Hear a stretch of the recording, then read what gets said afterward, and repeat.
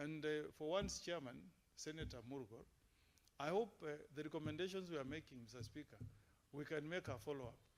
It seems there is somebody who was in office at that time who committed some acts of fraud, some criminal acts, and made the circle to lose about 400 million shillings.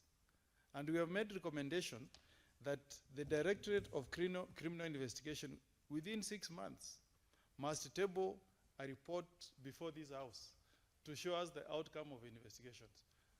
Speaker, sir, you have seen the kind of altercations we have had between some committees of this House and the governors. You know why governors don't fear this House anymore? It's because you recommend that investigations be undertaken against Governor X. We debate in this House, we pass a resolution, Mr. Speaker, and that becomes the end of the matter. We will never make a follow-up on that file to know what was the outcome of the investigation, because we may not force DCI or EACC to recommend that somebody must be charged in a court of law.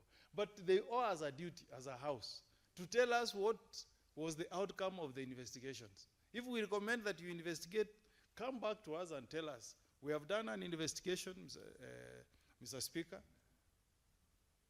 The results we have gotten may not sustain a charge in a court of law that can lead to a conviction. We will say yes.